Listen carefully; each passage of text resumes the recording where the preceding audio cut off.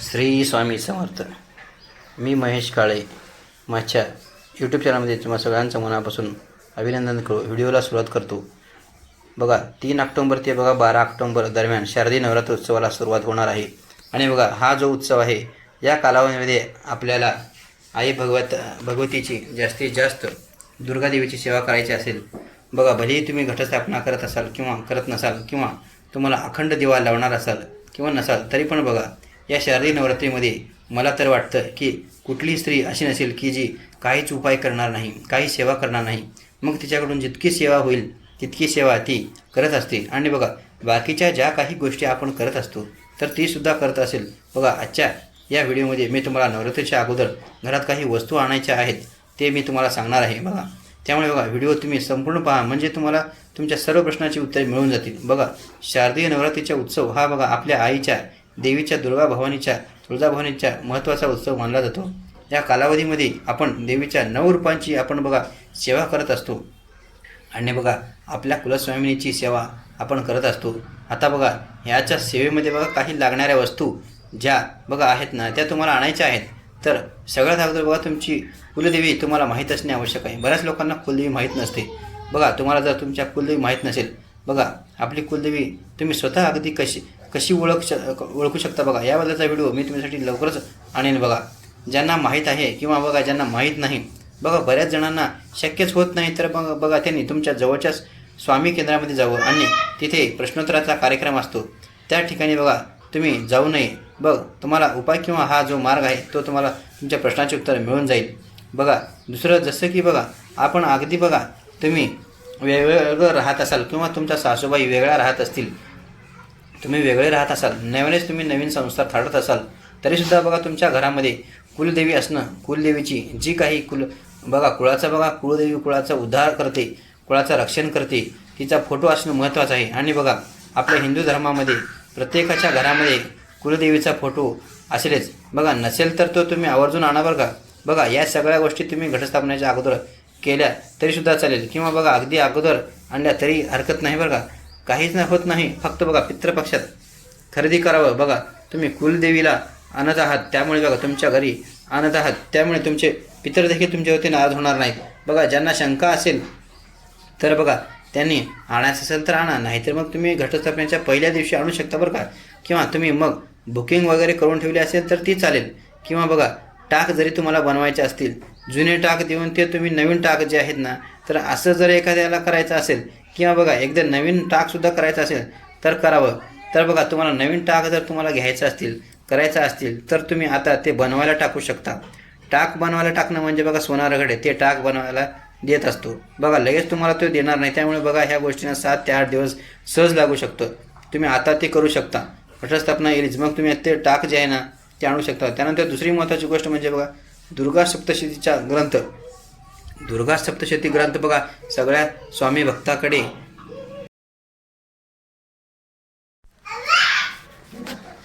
बघा स्वामी भक्ताकडे आहे. बघा तुम्हाला हे बघा असंख्य प्रश्न दुर्गा सप्तशतीबद्दल सगळ्या प्रश्नांचे आहेत त्यामुळे लवकरच त्याचासुद्धा व्हिडिओ मी तुमच्यापर्यंत घेऊन येणार आहे. बघा दुर्गा सप्तशतीचा ग्रंथ आपण आणणे हे महत्त्वाचे आहे. ज्याच्याकडे देवी महात्म्य ग्रंथ आहेत त्याने तो वाचावा. बघा ज्याच्याकडे दिंडोरी प्रेत दुर्गा सप्तशती ग्रंथ आहे तो वाचावा.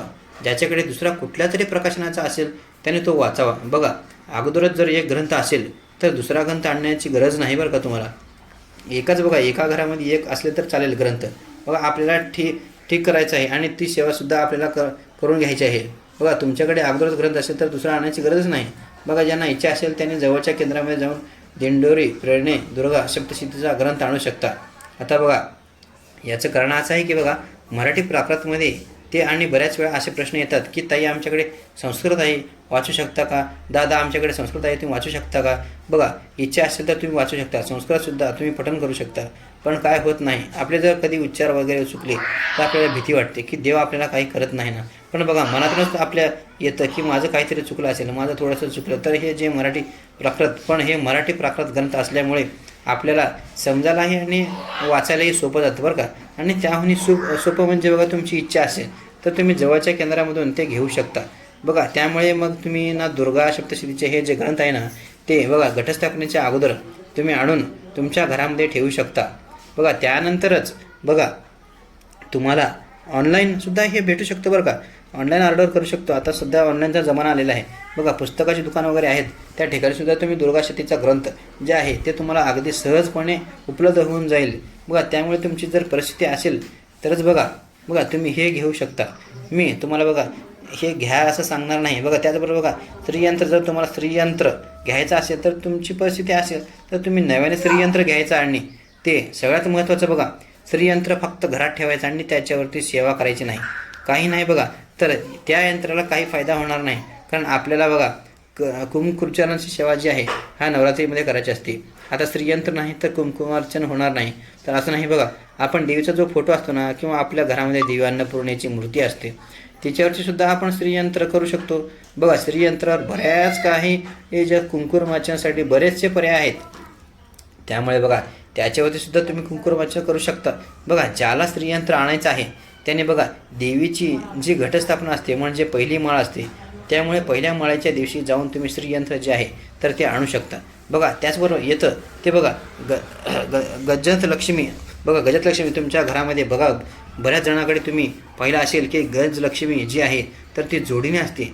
गजलक्ष्मी जोडीने असते बरं का. आणि ती गजलक्ष्मी माता लक्ष्मी आपली कुलदेवी ही हत्तीवर स्वार होऊन म्हणजेच बघा काय तर हत्तीवरती बसून आपल्या घरी येणार आहे.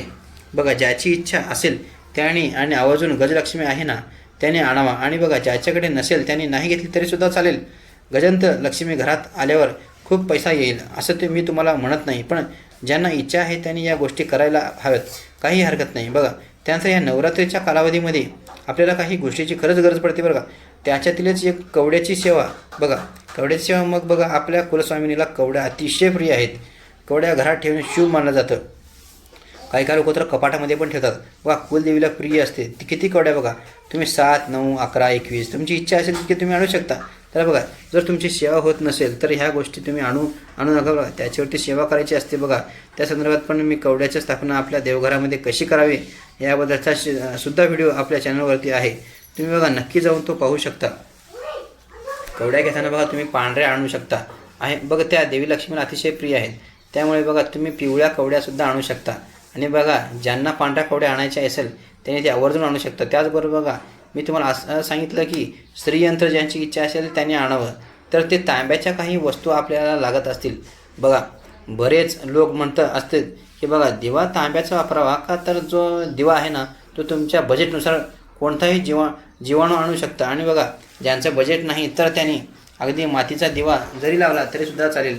बघा मोठा दिवा असल्यास असं काय हरकत नाही, तो देवघरामध्ये लावायचा आहे आपल्याला. तुम्ही बघा खरेदी करायचं आहे, तुमचं छोटं देवघर आहे मोठं देवघर आहे, जर तुम्हाला खरेदी करायचं असेल तर मग तुम्ही ही जी देवघर आहे ना तर मग तुम्ही यथाशक्ती यथाभक्ती तुम्ही कुलदेवीची सेवा करणारच आहात. त्यामुळे बघा तुम्ही जे आहे ना हे सर्व तुम्ही आणू शकता. बघा त्यानंतर बघा याच्यामध्ये आपल्याला नवरात्रीच्या काळामध्ये दुर्गा सप्तशतीचा पाठसुद्धा करायचा आहे. त्याबद्दलचा सुद्धा व्हिडिओ आपल्या चॅनलवरती आलेला आहे. तुम्ही पाहिला नसेल तर तो नक्की जाऊन पाहू शकता. त्यानंतर बघा दिवा आणायचा असेल तर तुम्ही दिवासुद्धा आणू शकता. ज्याच्या घरामध्ये ऑलरेडी दिवा आहे त्यांना आणायची गरज नाही. पण कधी कधी काय होतं की आपल्या घरामध्ये मोठा दिवा नाही, बघा निरंजन असते किंवा समई असते, तुम्ही समई लावू शकत नाही. दिवाच आपल्याला लावायचा असतो आणि तो अखंड नवरात्रीमध्ये आपल्याला ठेवायचा असतो. बऱ्याच ठिकाणी बघा दगडी दिवासुद्धा लावला असतो. त्यामुळे बघा तुम्ही ना दगडी दिवासुद्धा लावू शकता. पितळी घ्यायचा असेल तर पितळी घेऊ शकता. तुम्ही तुमच्या बजेटनुसार मोठा दिवा घेऊ शकता. कारण बघा अखंड दिवा आपण लावत असतो आणि तो 9 दिवस जो आहे तो त्यामध्ये तेवढी संवाहित वाद जो आहे ना त्याच्यामध्ये ठेवायची असते. दुहेरी पदरी करून किंवा बघा सारखं आपण काय वाद बदलू शकत नाही. अखंड आपल्याला दिवा लावायचा असतात. बरेचसे नियम आहेत बघा याबद्दलचा सुद्धा व्हिडिओ आपल्या चॅनलवरती आहेत. तुम्ही पाहिला नसेल तर तो नक्की पाहू शकता. बघा त्यानंतर व्यवस्थित तुम्हाला एक दिवा घ्यायचा आहे, अगदी परवडेल. याच्यामध्ये बघा तुम्हाला जास्त वायफळ खर्च करायची गरज नाही. ह्या ज्या गोष्टी आहेत ना त्या तर अगदी महत्त्वाच्या गोष्टी आहेत. श्रीयंत्र घेतलं तर तुम्हाला कमळ गट्ट्याची माळ घ्यावी लागते. बघा 27 मण्याची घेतली तर चालेल, 41 मण्याची घेतली तरी पण चालेल. बघा 108 मण्याची पण तुम्ही घेऊ शकता. तुमचं बजेट जसं आहे तसं तुम्ही घेऊ शकता. बघा ह्या गोष्टी करताना तुम्हाला बजेटचा सुद्धा विचार करायचा आहे. बघा उगाच कुणी मोठं घेतलं म्हणून आपण मोठं घ्यायचं नाही. बघा देवीला तुम्ही किती मोठं श्रीयंत्र घेतलं किंवा किती मोठं कमळ गट्ट्याची माळ घेतली त्याच्यावरती ठेवली यामध्ये देवीला इंटरेस्ट नसतो. बघा देवीला काय आहे तर तुमचा जो भक्त, देवीचा जो भक्त आहे त्याची भक्ती देवी पाहत असतो, कुळाचार करतो. त्यामुळे देवी काय करते की त्याचं कुळाचं रक्षण करत असते. त्यामुळे बघा तो 9 दिवस माझी किती सेवा करतो हे जास्त महत्त्वाचं देवीला असतं. घरामध्ये बघा कुंकुमार्चना आपण करत असतो, तर बघा कुंकूसुद्धा घरात असणं खूप महत्त्वाचं असतं. कधी कधी आपल्याकडे कुंकू नसतं, थोडंसं कुंकू असतं, त्यामध्ये बघा कुंकू आपण कुंकुमार्चना लगतच, त्यामुळे जेवढं कुंकू लागतं तेवढं कुंकू असणं महत्त्वाचं आहे. बघा त्यानंतर बघा लवंगाचा हा मसाल्याच्या पदार्थामध्ये आपल्याला सहसा उपलब्ध होतं. अशा लवंगाचा वापर बघा आपल्याला नवरात्रीमध्ये बऱ्याचशा वेळा करायचा असतो, कारण तीसुद्धा माता लक्ष्मीला अतिशय प्रिय आहे बरं का मित्रांनो. त्यानंतर बघा शेवटच्या दिवशी लवंगाची माळ बघा आपण आई भगवतीला अर्पण करत असतो, म्हणून घरामध्ये लवंग असणं महत्त्वाचं आहे. बघा लवंग असणं खूप छान आहे बरं का. त्याचबरोबर वास्तुशास्त्रानुसार लवंगाला खूप महत्त्वाचं स्थान दिलेलं आहे. नवरात्रीच्या कालावधीमध्ये खरंच खूप प्रमाणामध्ये लवंगाचा वापर केला जातो आणि प्रत्येक वेळेस ती लवंग चांगली असते आणि प्रत्येकाच्या घरामध्ये लवंग असतेच. तुटकी फुटकीसुद्धा असते, कधी कधी बघा त्याचं फूल पण असतो बघा, त्या कधी बघा फूल पण नसतं. बघा ज्याला फूल आहे ना त्या सगळ्या गोष्टी आपण हे व्यवस्थित बघूनच त्या घ्यायच्या असतात.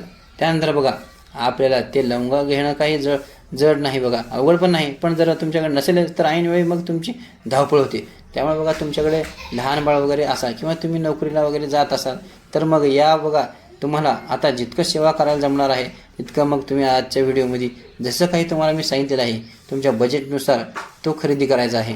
बघा दिवा खरेदी करू शकता असाल तरी यंत्र देखील करू शकता. बघा दुर्गा सप्तशतीचं पुस्तक तुम्ही खरेदी करू शकता, ग्रंथ खरेदी करू शकता, देवघरसुद्धा तुम्ही खरेदी करू शकता. फक्त देवीचे टाक बनवायचे असतील तर ते सुद्धा तुम्ही बनवायला टाकू शकता. बघा दुर्गा सप्तशती ग्रंथ तर आवर्जूनच आणायला पाहिजे. आणि बघा आजच्या व्हिडिओमध्ये मी तुम्हाला अतिशय महत्त्वाची माहिती सांगितलेली आहे. बघा ती माहिती तुम्ही जर व्यवस्थितपणे जर ऐकलेली असेल तर तुम्हाला त्याचा नक्कीच लाभ होईल. मित्रांनो बघा व्हिडिओ जर तुम्हाला आवडला असेल तर व्हिडिओला लाईक करत चला, सबस्क्राईब करत चला. असेच नवीन व्हिडिओ मी तुमच्यासाठी घेऊन येत आहे. धन्यवाद.